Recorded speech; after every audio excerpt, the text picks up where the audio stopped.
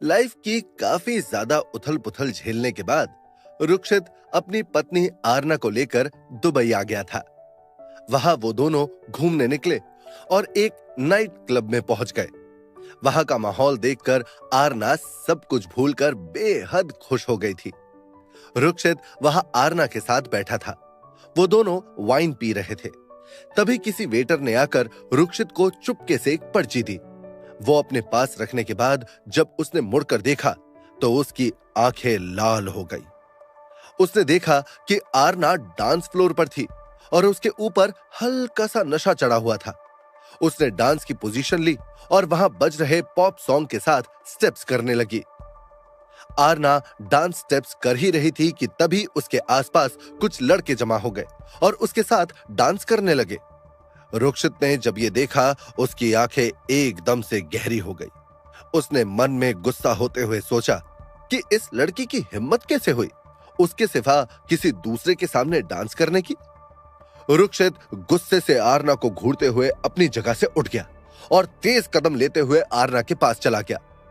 आरना ने जब अपने पास रुक्षित को देखा तो उसने अपने एक हाथ को उसकी गर्दन पर डाल दिया और पीछे की ओर झुककर गाने के साथ स्टेप्स करने लगी। आरना की हरकत देख रुक्षित ने उसे कमर से पकड़ा और सब लड़कों को घूर कर देखा और आरना को अपने पास खींच लिया और उसके बालों को पीछे करते हुए आरना के साथ अपने पैरों को मूव करने लगा। आरना रुक्षित से दूर हुई और अपनी कमर पर एक हाथ रख दूसरे हाथ से रुक्षित की तरफ इशारा करते हुए वो बड़ी अदा से झूम झूम कर डांस कर रही थी। रुक्षित ने एक बार फिर उसका एक हाथ थाम लिया और दूसरे हाथ को उसकी कमर में डालकर डांस करने लगा। रुक्षित आरना के साथ डांस कर रहा था कि तभी उसे महसूस हुआ कोई उसे देख रहा है। इसलिए रुक्षित ने नजरें उठाकर उस तरफ देखा।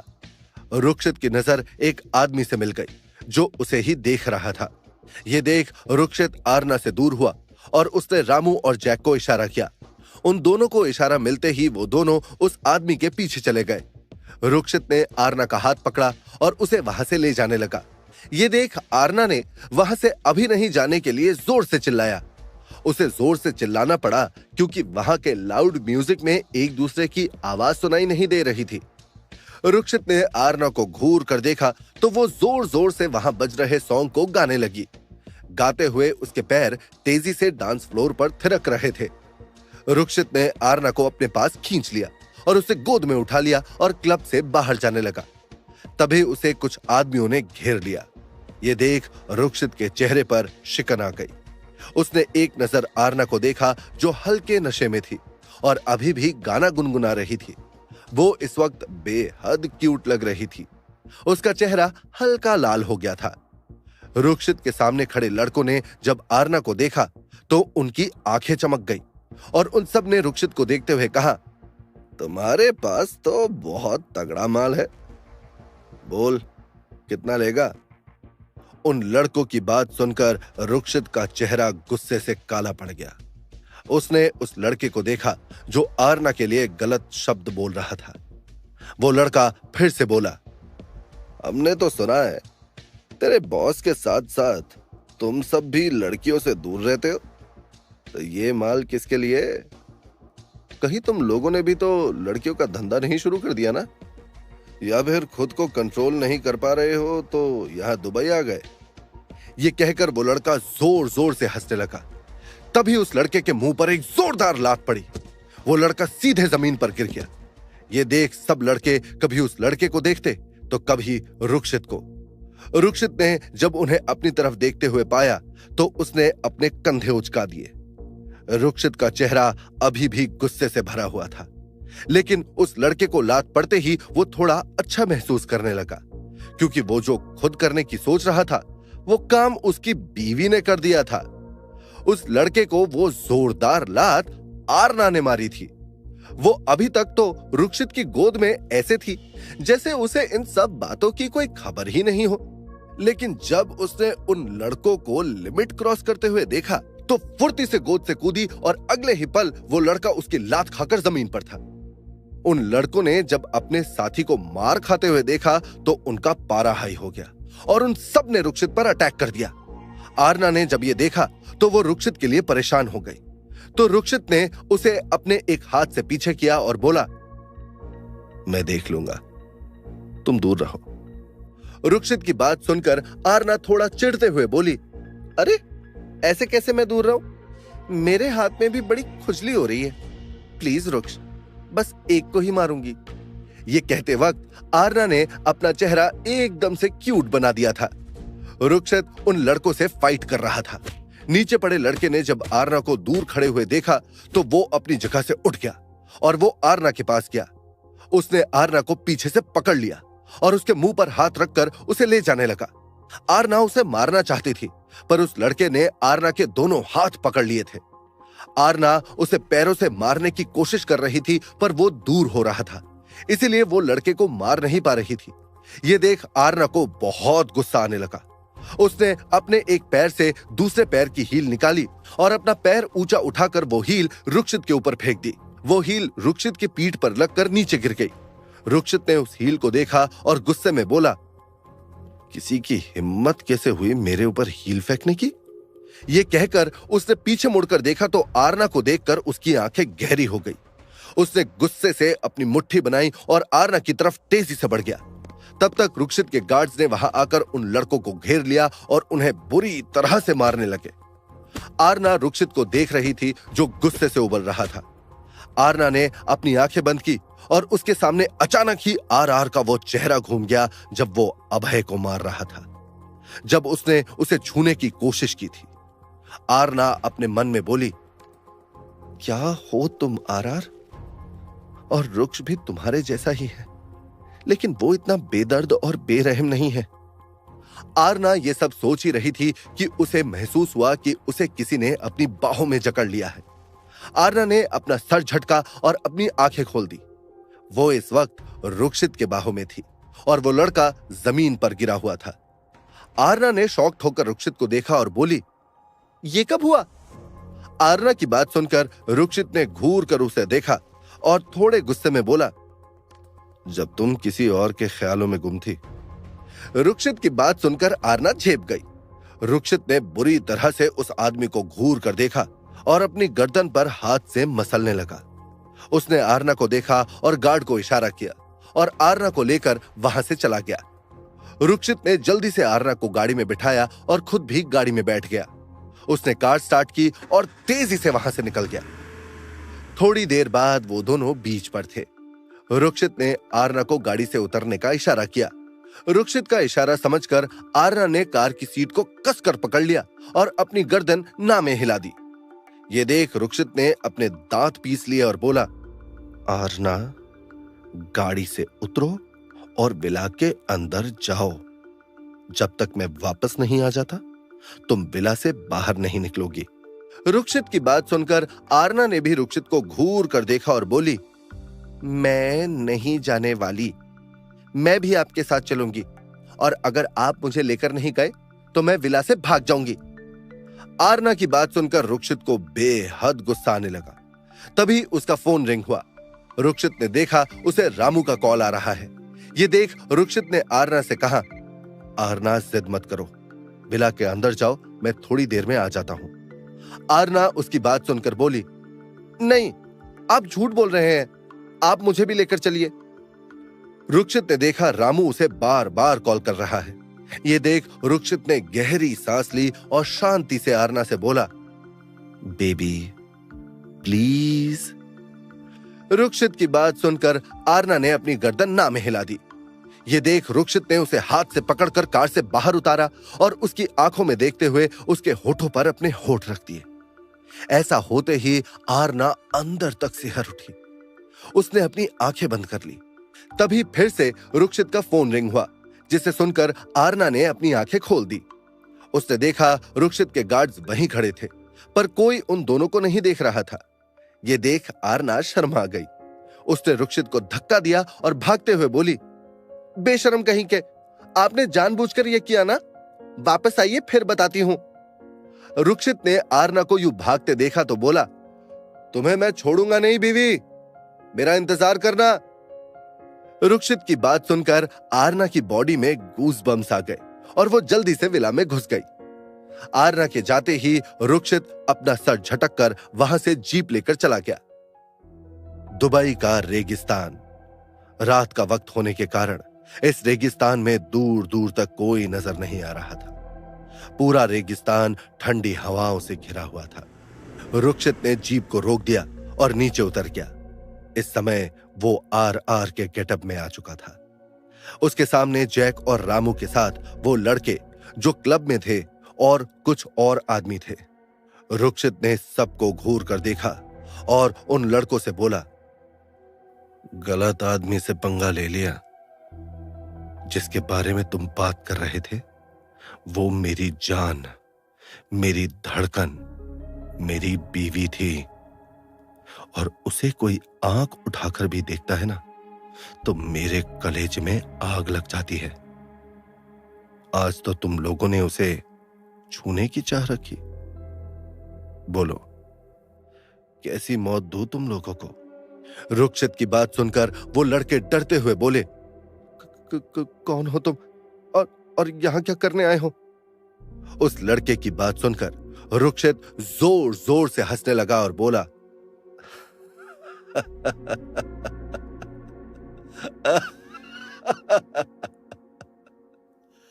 चलो मरते मरते आर के दर्शन करते जाओ।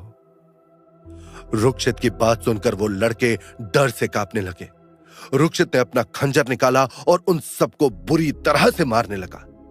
उस सुनसान रेगिस्तान में उन लड़कों की चीखें गूंज रही थी, पर सुनने वाला कोई नहीं था सिवाय आर और उसके आदमियों के। वो आदमी भी डर से कांप रहा था। रुक्षित ने अपने हाथ और खंजर को साफ किया और उस आदमी से बोला, क्या लोगे उस चीज का? आदमी डरते हुए बोला, बॉस ने कहा है उन्हें 10 पेटी चाहिए, तभी वो उसे देंगे। रुक्षित ने अपनी गर्दन को सहलाया और बोला, मीटिंग फिक्स कर तेरे बॉस के साथ, उससे मैं खुद डील करूंगा। और याद रख, अगर किसी को खबर की कि आर यहां मौजूद है तो तेरा भी यही हाल होगा जो इन लड़कों का हुआ।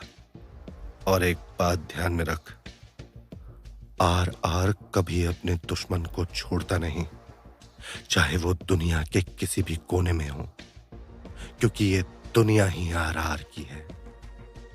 वो आदमी रुक्षित की बात सुनकर डर से कांपने लगा और बोला, जी बादशाह आर। ये बोलकर वो आदमी वहां से चला गया। रुक्षित ने उसे जाते हुए देखा और रामू से बोला, नजर रखो इस पर। रामू ने सर हिलाया। रुक्षित वहां से निकल गया। जब वो विला पहुंचा, उसकी आंखें सर्द हो गई और उसका सर गुस्से में बस फटने ही वाला था। वो जोर से अपनी खतरनाक आवाज में चिल्लाया, आरना, मैं तुम्हें आज छोड़ूंगा नहीं। कौन था वो आदमी और क्या चाहिए आर को उसके बॉस से? अब आरना ने क्या कर दिया? पता नहीं ये लड़की क्या करती रहती है। जानने के लिए बने रहिए इस कहानी के साथ, सिर्फ पॉकेट एफएम पर। आरना रुक्षित से खफा हो गई थी, इसलिए वो उसे इग्नोर करके बाहर बैल्कनी में चली गई थी। आरना को मनाने के लिए रुक्षित उसे गोद में उठाकर बेडरूम में ला रहा था कि तभी किसी के बुरी तरह से चीखने की आवाज सुनाई पड़ी। चीख सुनकर आरना रुक्षित की बाहों में छटपटाने लगी। वो बहुत ज्यादा हिल रही थी। ये देखकर रुक्षित ने उसे नीचे उतार दिया। रुक्षित के छोड़ते ही आरना कमरे से बाहर चली गई। रुक्षित भी उसके पीछे बाहर चला गया। नीचे कुछ गार्ड्स के साथ जैक और रामू थे, जो उस आर्मी मैन को मार रहे थे, जिसके कारण उन्हें पुशअप्स लगाने की इतनी बड़ी सजा जो मिली थी। रामू उसे मारते हुए बोला, क्या जरूरत थी तुम्हें उसे वहां लाने की? अगर लाए भी तो हम सबको भी बता देते। उस आदमी की तो हालत खराब हो गई थी। सब जो उस पर टूट पड़े थे। आरना भागते हुए नीचे आई और सबको देखकर उसकी आंखें हैरानी से बड़ी बड़ी हो गई। पैलेस का हॉल मानो जंग का मैदान बन गया था, जिसमें एक आदमी को कई लोग मार रहे थे। रुक्षित जो आरना के पीछे पीछे नीचे आया था, सबको ऐसे देख उसकी आंखें छोटी हो गई। उसने अपनी गरजती आवाज में सबको घूरते हुए कठोरता से कहा, क्या हो रहा है यहां पर? रुक्षित की ऐसी आवाज सुनकर जो जैसे खड़ा था उसी पोजीशन में स्टॉप हो गया। सबका मुंह डर के मारे एकदम से उतर गया था, जिसे देख आरना जोर जोर से हंसने लगी। उसकी इतनी कातिल हंसी देख सब उसे देखने लगे। आरना इतना हंस रही थी कि उसकी आंखें बार बार बंद हो रही थी। सब उस खूबसूरत सी लड़की को मुंह खोले देख रहे थे और उसका दीवाना तो उसे पूरे जुनून से देख रहा था। उसे यूं खिलखिलाकर हंसते देख रुक्षित के चेहरे पर भी कातिल मुस्कान आ गई। आरना हंसे जा रही थी। रुक्षित उसके एकदम नजदीक चला गया और उसके पीछे खड़े होकर उसकी कमर में हाथ डालकर उसे हौले से अपने पास खींच लिया। रुक्षित के अचानक ऐसा करने से आरना झेप गई और उसकी हंसी पल भर में गायब हो गई। आरना सामने की ओर देख रही थी, लेकिन अब उसकी नजरें झुक गई थी। सब लोगों ने जब यह नजारा देखा, सब चुपचाप वहां से निकल गए। आरना अभी भी सामने देख रही थी। रुक्षित को अब उसकी बेरुखी सही नहीं जा रही थी। उसने आरना की चिन को कसकर पकड़ा और अपनी तरफ उसका चेहरा कर लिया। आरना की आंखें अब भी झुकी हुई थी। रुक्षित ने उसे वैसे ही पकड़े हुए उसके चेहरे को ऊपर अपने चेहरे की ओर कर दिया। रुक्षित के ऐसा करते ही आरना ने अपनी आंखें बंद कर ली। रुक्षित अपनी उस खूबसूरत बीवी को अपनी कातिल निगाहों से देख रहा था, जो इस वक्त भी मुंह फुलाए थी। नाराज जो थी उसकी बीवी। रुक्षित ने उसे गोद में उठाया और उसे लेकर अपने पैलेस के पीछे वाले उसी गार्डन में चला गया जहां पर अलग अलग कलर के पेड़ थे और जो जगह आरना को बेहद पसंद आई थी। रुक्षित उसे वहां लेकर गया। रात का वक्त होने के कारण वहां पर लाइट्स चालू थी। अलग अलग पेड़ों पर अलग अलग कलर की लाइट लगी हुई थी, जिससे वहां का नजारा बहुत ही खूबसूरत लग रहा था। आरना ने जैसे ही वो नजारा देखा, आरना की आंखें चमक उठी। रुक्षित ने उसे नीचे उतार दिया। ये देख आरना वहां दौड़ने लगी।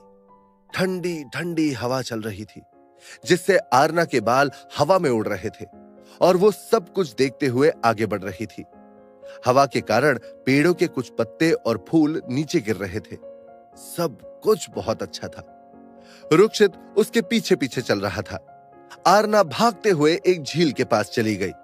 वहां जाते ही उसकी आंखें हैरानी से बड़ी हो गई और उसने पीछे मुड़कर रुक्षित को देखा, जो अपनी पैंट की जेब में हाथ डालकर आगे बढ़ रहा था। उसकी आंखें नशे में डूबी हुई थी, जिसे देख आरना ने अपना चेहरा घुमा दिया। उसे बहुत शर्म आ रही थी। उसे पता था कि यह आदमी जब भी उसे ऐसे देखता था, उसकी वो रात आंखों ही आंखों में, उसकी बाहों में ही गुजर जाती थी। आरना की बेरुखी से परेशान रुक्षित को सुकून चाहिए था, जो उसे आरना की बाहों में ही हमेशा मिलता था। पर यह लड़की बहुत भाव खा रही थी। बेचारा रुक्षित, उसे भी क्या पता था कि लड़कियों को कैसे मनाया जाता है। उसकी लाइफ में आने वाली वो पहली लड़की जो थी। आरना और थोड़ा आगे चली गई। आगे जाकर उसका दिल खुशी से झूम उठा। सामने एक टेबल लगी हुई थी और उस पर खाना रखा हुआ था, जो सलीके से ढक कर रखा हुआ था। आसपास गुलाब की पंखुड़ियां बिछी हुई थी। आरना ये सब देखकर एकदम खुश हो गई। टेबल के आसपास, टेबल के नीचे, चेयर पर बहुत सारी जुगनुओं की तरह टिमटिमाती हुई लाइट्स लगी हुई थी। कितना अच्छा नजारा था वो, एकदम romantic candle light dinner. Aarna ये देखकर बहुत खुश हो गई। उसने कुछ सोचा और रुक्षित को देखा, जो उसे बड़े ही प्यार से देख रहा था। उसकी मदहोश नजरों को देखकर आरना का दिल धक धक कर रहा था। आरना को ऐसे अपनी तरफ देखता पाकर रुक्षित के चेहरे पर शैतानी मुस्कान आ गई। आरना ने जब उसकी स्माइल देखी तो वो शर्मा गई और वहां से तेजी से भागकर चली गई। ये देखकर रुक्षित की आंखें छोटी हो गई। आरना भागते हुए कमरे में गई और उसने जाकर जल्दी से अपने कपड़े चेंज किए। उसने एक साड़ी निकाली जो रेडी टू वेयर थी। उसने उसे जल्दी से पहन लिया और हल्का सा मेकअप करके फिर भी तुम वही करती हो जो मैं तुम्हें करने से मना करता हूं। पर आप हर बार मुझे घर में ही रखते हैं। मुझे आदत नहीं है ऐसे घर में बैठे रहने की। आरना ने अपना मासूम सा चेहरा उसके सीने में छुपाते हुए कहा। रुक्षित ने उसके चेहरे को अपने सीने से बाहर निकाला और उसके गुलाबी होठों को प्यार से देखने लगा, जिसे देखकर आरना के गाल लाल हो गए और उसने रुक्षित को हल्का सा धक्का दिया, लेकिन वो रुक्षित की बाहों से जरा सा भी हिल नहीं पाई। रुक्षित ने उसके चेहरे को पकड़ा और उसे किस करने लगा। थोड़ी देर में आरना की सांसों की रफ्तार बढ़ने लगी तो उसने उसे छोड़ दिया। फिर रुक्षित ने उसे प्यार से देखा और उसके बालों पर किस करते हुए उसे टेबल पर बैठाने लगा, लेकिन आरना बैठने से पहले रुक्षित को शर्ट चेंज करवाने लगी। रुक्षित चुपचाप उसकी हरकतें देख रहा था। आरना ने उसे अच्छे से शर्ट पहना दी और उसके साथ बहुत सारी सेल्फी क्लिक की। ये देख रुक्षित का चेहरा खिल उठा। उसने मुस्कुराते हुए अपना सर हिला दिया। आरना ने और रुक्षित ने मिलकर अच्छे से अपना डिनर किया और थोड़ी देर वहां पर बैठकर बातें करते रहे। जब ठंडक ज्यादा बढ़ गई तब वो दोनों अपने कमरे में चले गए। दोनों की वो रात बेहद रोमांटिक गुजरी। अगले दिन सुबह का वक्त। सुबह आरना रुक्षित की बाहों में सुकून से सो रही थी। थोड़ी देर बाद रुक्षित ने उसकी आंखों पर किस करते हुए उसे जगाया। आरना उठकर बैठ गई। थोड़ी देर बाद आरना और रुक्षित ने साथ में गर्म पानी का शावर लिया। आरना को बेहद अच्छा लगा और लाइट महसूस हो रहा था। उसकी सारी थकान दूर हो गई थी। कुछ देर बाद दोनों साथ में रेडी हो गए। फिर रुक्षित ने उसे बेड पर बिठाते हुए सख्ती से हिदायत देते हुए कहा, पैलेस से बाहर मत जाना और अगर जाना ही है तो मुझे इन्फॉर्म करना या फिर गार्ड को लिए बिना कहीं मत जाना। आरना ने उसे घूर कर देखा और कहा, आप ये जानबूझकर कर रहे हैं ना, ताकि मैं घर से बाहर ना जाऊं। रुक्षित ने अपने कंधे उचका दिए और उसके माथे पर किस करके पैलेस से बाहर चला गया। उसके जाते ही आरना ने अपना फोन लिया और शिवांश रूही को कॉन्फ्रेंस कॉल कर दिया। दूसरी तरफ से दोनों ने फोन उठा लिया। फोन उठाते ही आरना बोली, कुछ पता चला? उसकी बात सुनकर रूही ने चिढ़ते हुए कहा, तुम उस आरआर के पास हो और हमसे पूछ रही हो कि कुछ पता चला क्या? ये सवाल तो हमें करना चाहिए ना। रूही की बात सुनकर आरना ने मुंह बना लिया और वो बोली, ये रुक्ष कहीं पर जाने नहीं देते। कैसे और कहां पर ढूंढूं सबूत? वो आरआर एक नंबर का बदतमीज है। तुम्हें क्या बताऊं यार, मुझे कुछ सबूत नहीं मिल रहा उसके खिलाफ। शिवांश उसकी बात सुनकर बोला, मिल जाएगा। तुम घर के सर्वेंट की मदद लेकर देखो, शायद कुछ पता चले। आरना ने उसे हाँ में जवाब दिया और उन दोनों से और भी बहुत सारी बातें करने लगी। रुक्षित जब कमरे से बाहर आया था तो रामू ने उसे कुछ इंफॉर्मेशन दी थी, जिसे सुनकर रुक्षित ने उसे घूर कर देखा था और जल्दी से गाड़ी में बैठ गया था। कुछ ही देर में गाड़ियों का काफिला पैलेस से बाहर चला गया। वो सब जा ही रहे थे कि अचानक रुक्षित की गाड़ी के सामने एक लड़की आ गई, जिसकी वजह से उसकी गाड़ी में तेजी से ब्रेक लगा। कौन है वो लड़की और क्या आरना को मिल पाएगा आरआर के खिलाफ सबूत? क्या होने वाला है अब आगे, जानने के लिए सुनते रहिए ये अनोखी दास्तान सिर्फ पॉकेट एफएम पर। रुक्षित की गाड़ियों का काफिला पैलेस से निकलकर जा रहा था कि तभी गाड़ी के सामने एक लड़की के आने से गाड़ी चला रहा जैक एकदम से ब्रेक लगाता है, जिससे गाड़ी एक झटके के साथ रुक जाती है। जैक के ऐसे ब्रेक लगाने से रुक्षित और रामू जैक को देखने लगते हैं। जैक स्टीयरिंग व्हील पर हाथ मारते हुए बोला, "ऐ, पागल लड़की, अभी उड़ जाती।" रामू और रुक्षित ने उसे अजीब नजरों से देखा तो जैक झेप गया और रामू को देखते हुए बोला, अरे गाड़ी के सामने लड़की आ गई है यार, ऐसे घूर मत। रामू ने जब ये सुना तो उसने जैक के सर पर मारते हुए कहा, तो मेरा मुंह क्या देख रहा है, जाकर देख। रुक्षित ने उन दोनों को घूर कर देखा और अपनी कठोर आवाज में कहा, बाहर निकल रहे हो या? रुक्षित की आवाज सुनकर जैक जल्दी से बाहर निकल गया। उसने देखा एक लड़की गिरी हुई थी जो साड़ी पहने थी और उसके हाथ में कुछ खरोच के निशान थे। वो बहुत ज्यादा हाफ रही थी। जैक उसके पास गया और उससे पूछते हुए बोला, क्या हुआ मिस, आप ठीक तो है ना?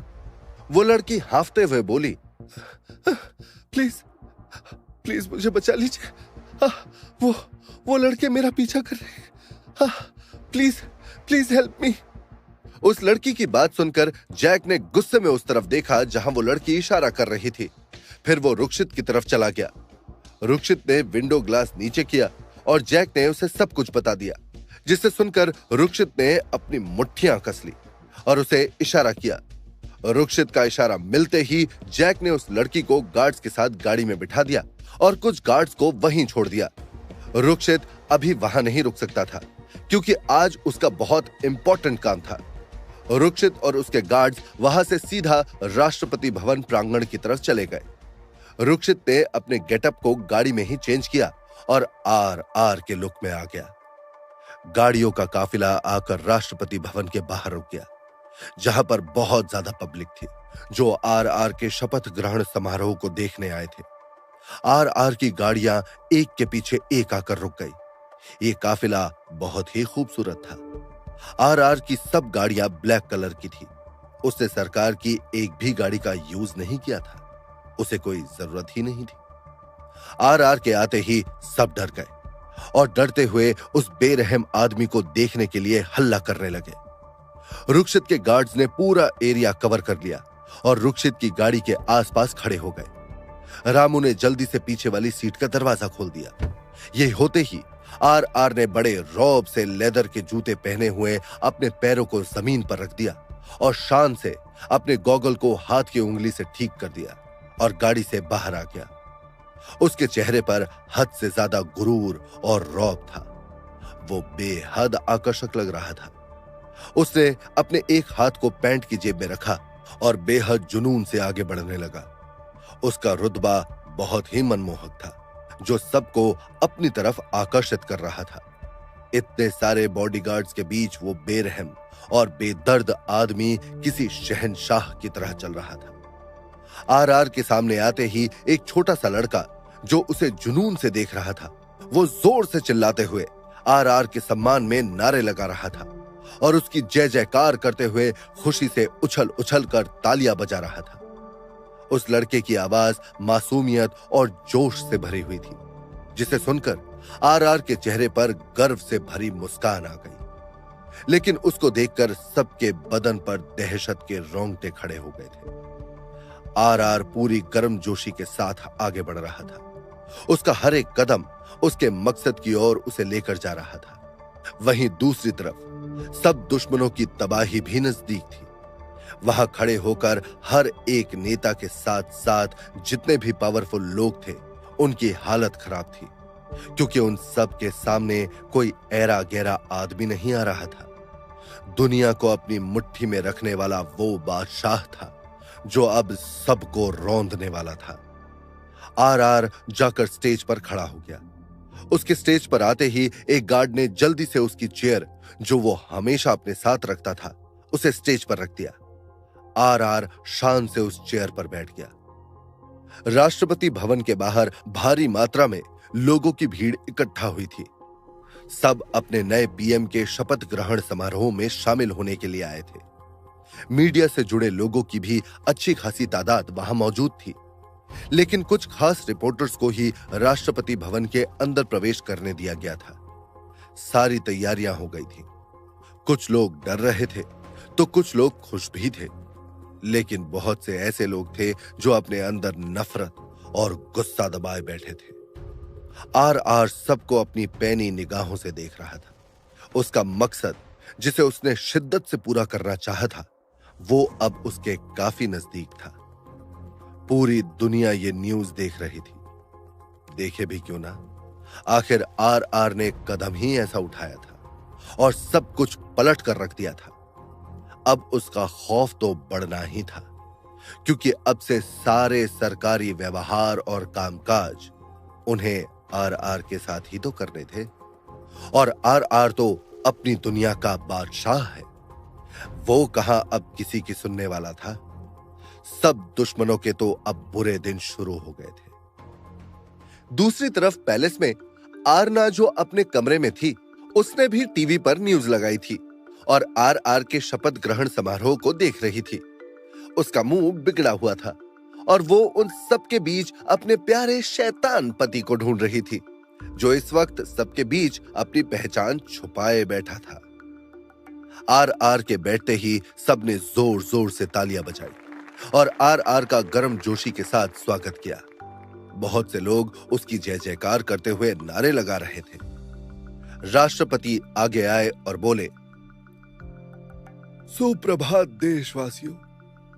आज ईश्वर को साक्षी मानकर हमारे पीएम साहब अपने पद और गोपनीयता की शपथ लेंगे, तो मैं उनसे सादर निवेदन करता हूं कि वो आगे आए और अपने पद के लिए शपथ ग्रहण करें और फिर उसके बाद अपना पदभार ग्रहण करें। ये सुनते ही जोर से तालियां बजने लगी। आर अपनी जगह से शान और शौकत के साथ उठ गया और माइक के पास खड़ा हो गया। आर ने सबको देखा और अपने दोनों हाथ जोड़ते हुए अपनी जोश और जुनून से भरी गरजती आवाज में दृढ़ता के साथ बोला, हमारी अनमोल मातृभूमि की जय। आर की आवाज में बेहद गौरव और अपनी मातृभूमि के लिए सम्मान था, जो उसके बोलने के अंदाज से साफ झलक रहा था। आर की आवाज सुनकर सब लोग एक साथ जोश भरे स्वर में जोरों से बोले, जय। आर के चेहरे पर गहरी मुस्कान आ गई, जो कि उसके मास्क के पीछे छिपी हुई थी, इसलिए किसी को नहीं दिखी। मैं आर अपनी मातृभूमि का सेवक और अपनी बनाई दुनिया का बेताज बादशाह ईश्वर को साक्षी मानकर यह शपथ लेता हूं कि आज से मैं इस देश का नया प्रधानमंत्री हूं। मैं आप सबसे वादा करता हूं कि मैं अपने सारे कर्तव्य निष्ठापूर्वक निभाऊंगा और जो लोग मेरे रास्ते में अड़चन बनेंगे उन्हें इसके लिए कठोर दंड दिया जाएगा। इसलिए अब से सब लोग सावधानी से फूंक फूंक कर कदम रखना, क्योंकि आज से आप सभी के बीच यह आर खड़ा है। किसी को कोई भी समस्या हो तो तुरंत फोन के माध्यम से हमें संपर्क करे या फिर मेरी फोर्स जो हमेशा हर जगह तैनात रहेगी उनसे फौरन कांटेक्ट करिए। आपकी किसी भी समस्या या परेशानी को तुरंत हल किया जाएगा। आर की बात सुनकर सब लोगों ने जोर जोर से तालियां बजाई। आर की बात सुनकर मुख्यमंत्री जो वहां पर बैठा था, उसने उसे गुस्से से देखते हुए कहा, लेकिन हमारे पास इतनी फोर्स नहीं है और तुम्हारे पास है तो उन्हें बॉर्डर पर भेज दो, वहां सैनिकों की बहुत ज्यादा जरूरत है। उसकी बात सुनकर आर के चेहरे पर जहरीली मुस्कान आ गई। उसने मुख्यमंत्री को देखते हुए तंज भरी आवाज में कहा, बात तो तुमने सही कही है। चलो एक काम करते हैं, तुम्हें बॉर्डर पर भेज देते हैं। बोलो, क्या ख्याल है तुम्हारा इस बारे में? आर की बात सुनकर मुख्यमंत्री के चेहरे पर हवाइयां उड़ने लगी और उसकी रूह कांप उठी। उसकी जुबान तो मानो सिल गई थी। यह देख सबकी हालत खराब हो गई कि इसका मतलब है कि अब सबकी जुबान पर ताले लगने वाले थे। थोड़ी देर बाद शपथ ग्रहण समारोह खत्म हो गया। यह देख रुक्षित तेजी से वहां से चला गया। सब उसे जाता हुआ देख रहे थे।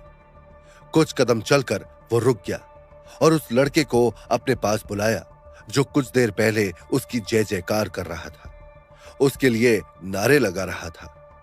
आर ने उसे ऊपर से नीचे तक मुस्कुराते हुए देखा और एक गार्ड को इशारा करके वहां से तेजी से चला गया। आर पैलेस में आरना ने न्यूज देखी और आर का इतना रुतबा देखकर अपना मुंह बनाकर बोली, ये बुरा इंसान इतना अच्छा कब से हो गया? मुझे क्या अच्छा बने या बुरा बने? हाँ। आरना ने यह कहकर टीवी ऑफ कर दिया और बेड से उठ गई। फिर अपने बालों को समेटकर उनका जूड़ा बनाते हुए बैल्कनी में चली गई। उसी वक्त आर की गाड़ियां तेजी से पैलेस के मेन गेट में एंटर हुई। गाड़ियां रुकते ही रुक्षित तेजी से गाड़ी से बाहर निकल गया और पैलेस के अंदर चला गया। आरना ने जब उसे आते हुए बैल्कनी से देखा तो वो खुश हो गई और तेजी से कमरे के बाहर चली गई। आरना जब सीढ़ियों के पास आ गई तब रुक्षित ने उसे देख लिया और वो उसके पास जाने लगा। आरना ने भी उसकी तरफ लगभग दौड़ लगा दी और जाकर उसके सीने से लग गई। रुक्षित ने उसे अपनी प्यार और मदहोशी से भरी आंखों से देखा और उसके गाल पर काट लिया। रुक्षित के ऐसा करते ही आरना का मुंह बन गया। उसने अपने गाल को मसलते हुए रुक्षित को घूरते हुए कहा, आप ये हर वक्त काटा मत कीजिए, दर्द होता है। आरना की बात सुनकर रुक्षित ने शरारत भरी मुस्कान के साथ उसे देखते हुए उसे छेड़ने के अंदाज में कहा, तुम्हें तो हर वक्त दर्द ही होता रहता है, तुम्हारी बॉडी काफी। रुक्षित सीधा पैलेस में आ गया था। अपने कमरे में जब वो आरना के साथ आया तो उसने उससे कुछ ऐसा कहा जिसे सुनकर आरना को लगभग बेहोशी सी आने लगी। रुक्षित ने उसकी आंखों में देखा और बोला, तुम्हें कल बॉस ने ऑफिस बुलाया है। रुक्षित की बात सुनकर आरना अनकंफर्टेबल होने लगी और अपना मुंह बनाते हुए उदास स्वर में चिढ़ते हुए बोली, मुझे क्यों बुलाया है उस अकड़ू ने? मैं नहीं जाने वाली रुक्ष। आप उस आदमी से कह दीजिए वो यहां नहीं है, मीटिंग के लिए कोई और आ जाएगा। रुक्षित ने अपनी गर्दन नाम हिला दी और अपनी गहरी नजरों से आरना को देखने लगा, जो थोड़ी सी घबराई हुई लग रही थी। आरना को अभी तक याद था आर ने उसके साथ जो बदतमीजी की थी, उस घटना को वो चाहकर भी भुला नहीं पा रही थी।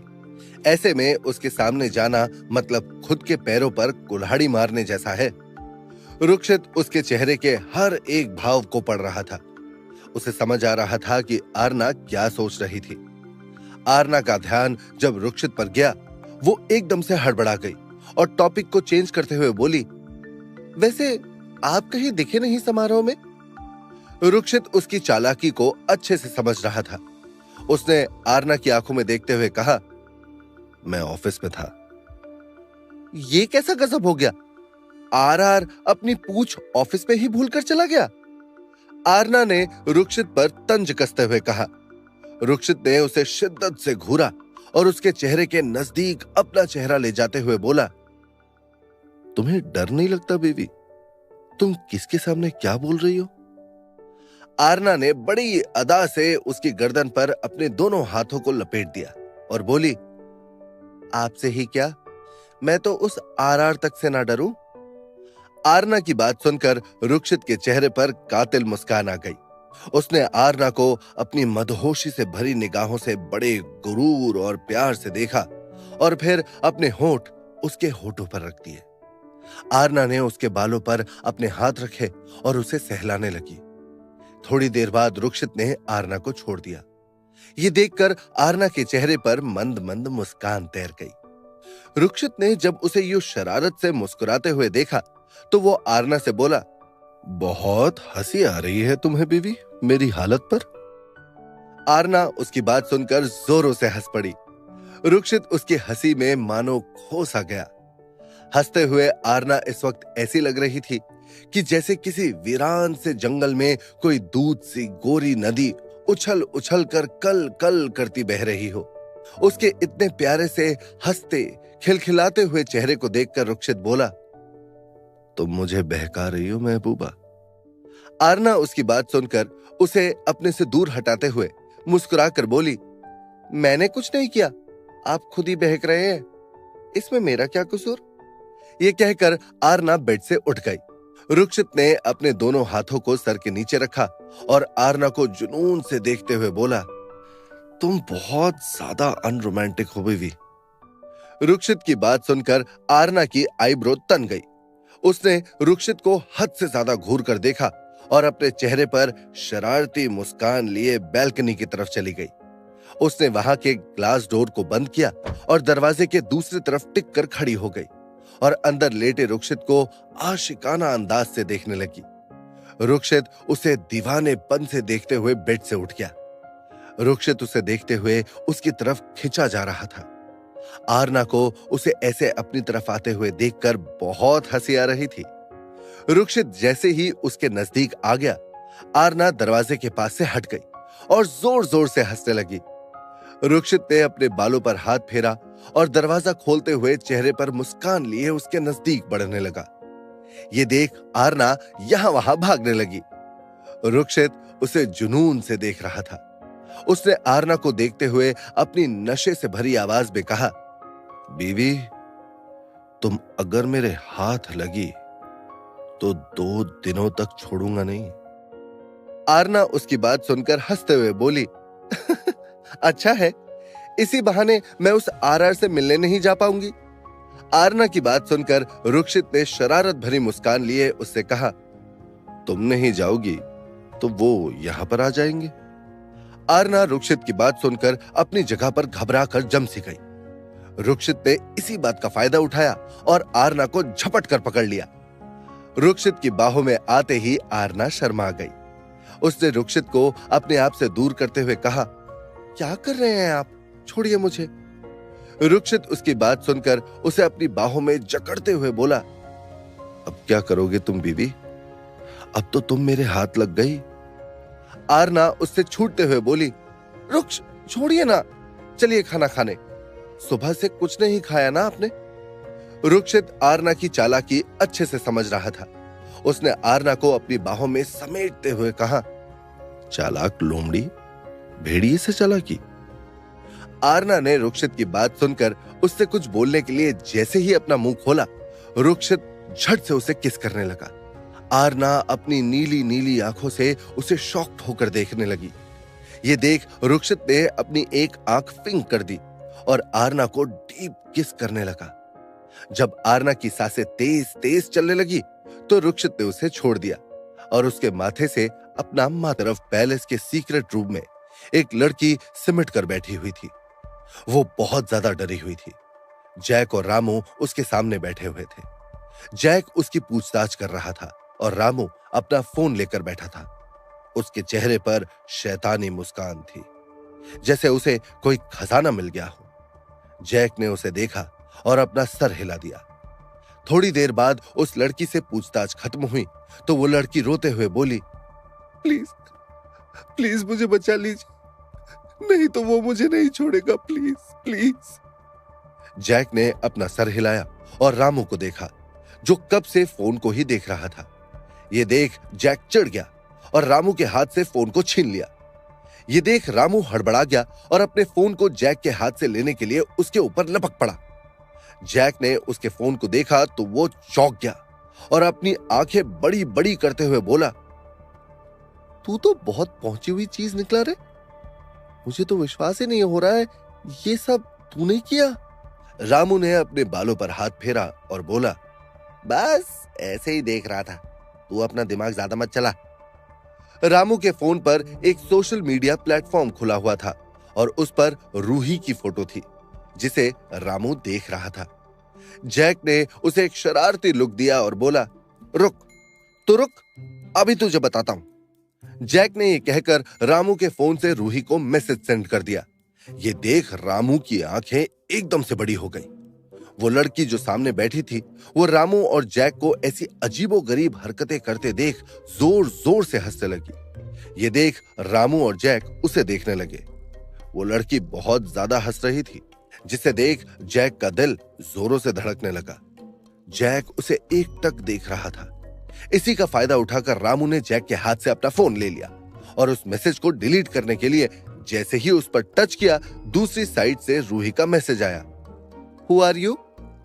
रामू ने जैसे ही मैसेज पढ़ा, उसका दिल धक धक करने लगा।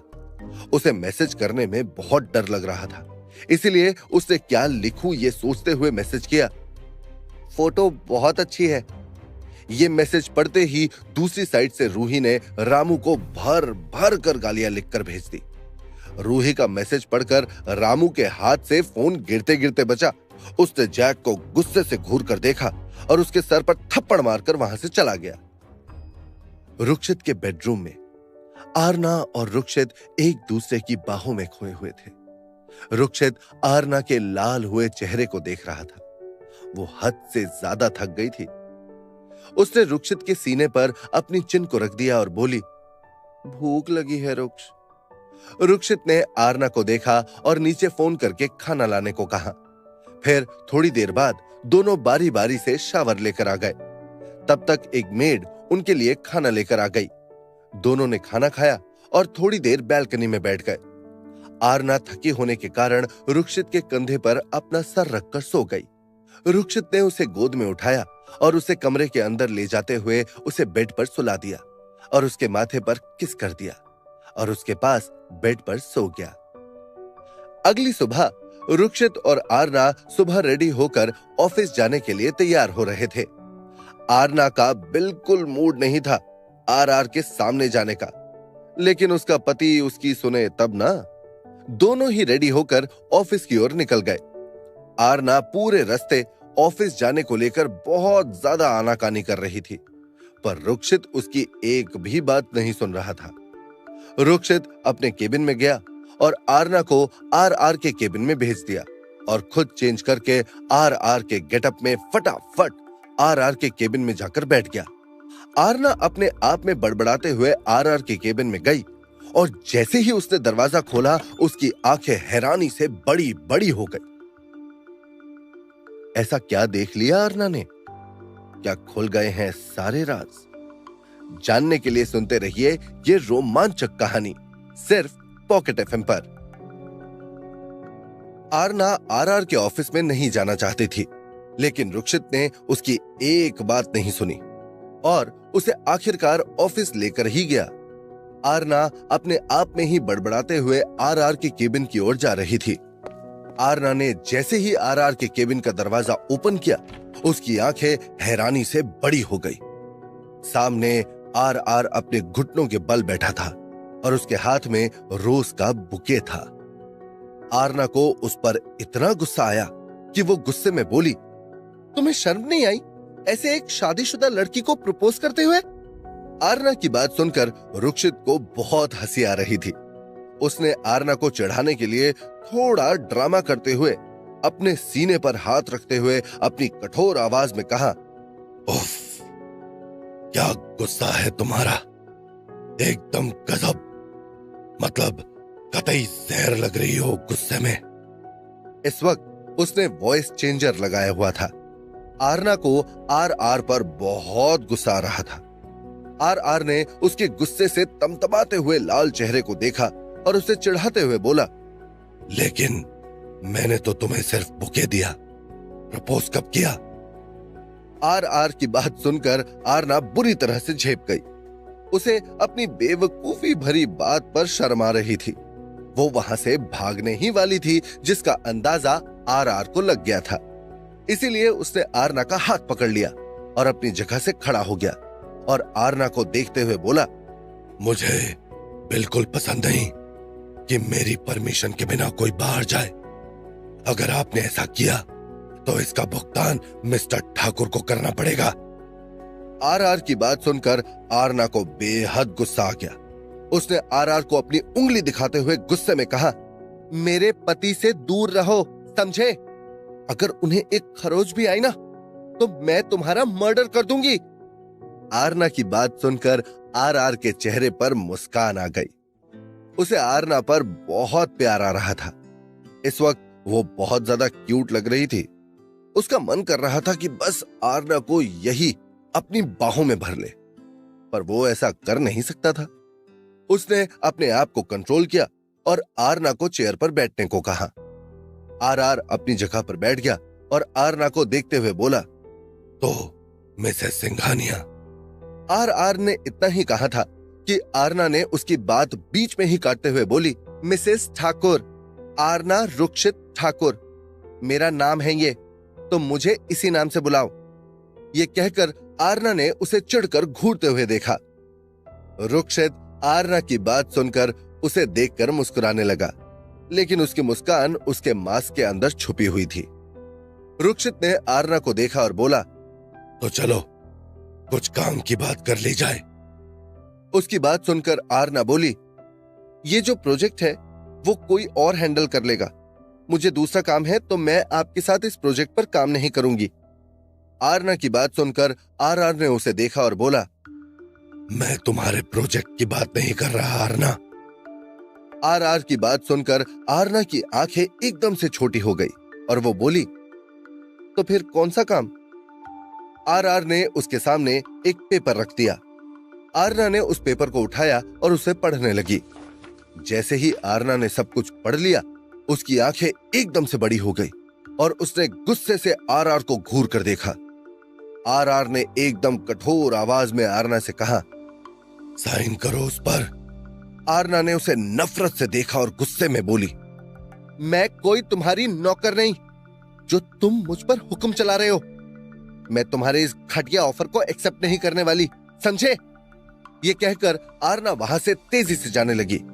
ये देख आरआर अपनी जगह से उठ गया और आरना के करीब आकर उसको घूर कर देखते हुए बेहद धीमी मगर सख्त आवाज में बोला, तुम इन पेपर्स पर साइन जरूर करोगी। ये मेरा तुम्हें चैलेंज है। आरना उसकी बात सुनकर नफरत से बोली, और तुम्हारा ये चैलेंज कभी पूरा नहीं होगा। ये कहकर उसने आरआर को घूर कर देखा और वहां से तेजी से निकल गई। आरआर ने उसे जाते हुए देखा और अपनी मुट्ठी कसते हुए अपने आप से बोला, तुम इतनी जिद्दी क्यों हो बीवी?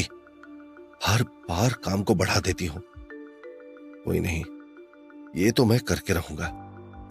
इसके बाद रुक्षित ने अपना फोन निकाला और आरना को एक मैसेज टाइप करके भेज दिया। आरना जो गुस्से में केबिन से बाहर जा रही थी, उसके फोन पर नोटिफिकेशन रिंग आई। उसने अपना फोन चेक किया, उस पर रुक्षित का मैसेज था, मुझे जरूरी काम से बाहर जाना पड़ रहा है, इसलिए मैं ऑफिस में नहीं हूं। तुम्हारा काम हो जाए तो पैलेस लौट जाना, मैंने गाड़ी का इंतजाम कर दिया है। आरना ने मैसेज पढ़ा और फिर रुक्षित को मैसेज कर दिया, I am going to the ashram, will be back in the evening. Aarna ने अपना फोन रखा और तेजी से ऑफिस से बाहर निकल गई। जब वो बाहर आई, एक गार्ड उसके लिए गाड़ी का दरवाजा खोलकर खड़ा था। आरना जल्दी से गाड़ी में बैठ गई। वो गाड़ी तेजी से वहां से निकल गई। उसके पीछे थोड़ी दूरी पर गार्ड्स की गाड़ियां थी। वो गाड़ियां आरना की गाड़ी के साथ नहीं जा रही थी, क्योंकि रुक्षित आरना को किसी की नजरों में आने नहीं देना चाहता था। इसीलिए उसके गार्ड्स आरना को छुपकर फॉलो कर रहे थे। आरना गाड़ी में बैठी थी। कुछ दूरी पर आकर उसने गार्ड्स को गाड़ी रोकने को कहा और जैसे ही वो गाड़ी से उतरने लगी, गार्ड्स ने उसे रोक दिया। आरना ने उसे घूर कर देखा तो एक गार्ड उसे देखते हुए बोला, सॉरी लेडी बॉस, लेकिन अगर आपको कुछ चाहिए तो हमसे कहिए, हम लेकर आते हैं। आरना ने उसे मना किया और बोली, नहीं, मुझे खुद सब लेना है। ये कहकर आरना गाड़ी से बाहर निकल गई। ये देख वो गार्ड भी गाड़ी से बाहर आया और आरना के साथ मॉल में चला गया। आरना को जो कुछ भी लेना था उसने लिया और कार्ड से पेमेंट करने लगी, लेकिन उसका कार्ड चल नहीं रहा था। शायद कुछ इशू हुआ था। 2 से 3 बार आरना ने कार्ड यूज किया पर कोई फायदा नहीं हुआ। ये देखकर आरना परेशान हो गई। उसके पास इतना कैश नहीं था। गार्ड ने जब ये देखा तो उसने अपना कार्ड निकालते हुए आरना से कहा, लेडी बॉस, आप इसे यूज कर लीजिए। उस गार्ड की बात सुनकर आरना ने उसे मना करते हुए कहा, अरे नहीं, मैं रुक्ष से कह देती हूं। ये कहकर आरना ने रुक्षित को फोन किया। रुक्षित जो किसी मीटिंग में बिजी था, उसका फोन रिंग हुआ। सब लोग उसके फोन को देखने लगे, जो इस वक्त उस बड़े से कांच के टेबल पर रखा हुआ था। रुक्षित ने एक नजर उस फोन को देखा जिस पर महबूबा नाम फ्लैश हो रहा था।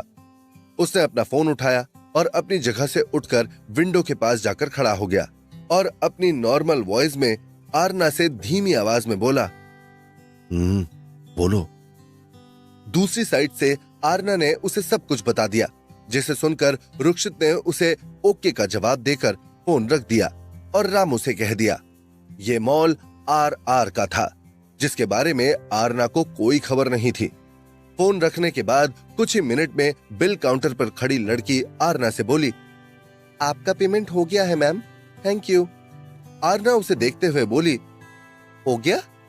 उस लड़की ने अपना सर हिला दिया। ये देख आरना वहां से गार्ड के साथ बाहर आ गई और रुक्षित को मैसेज सेंड कर दिया। गाड़ी वहां से सीधा आश्रम चली गई। आरना उसी आश्रम में आई थी। आरना गाड़ी से उतर गई और उस आश्रम के बोर्ड को देखने लगी, जिस पर बड़े बड़े अक्षरों में हैंडीक्राफ्ट से बने बोर्ड पर लिखा हुआ था, होम स्वीट होम। आरना के फेस पर बड़ी सी स्माइल आ गई और वो तेजी से आश्रम के अंदर चली गई।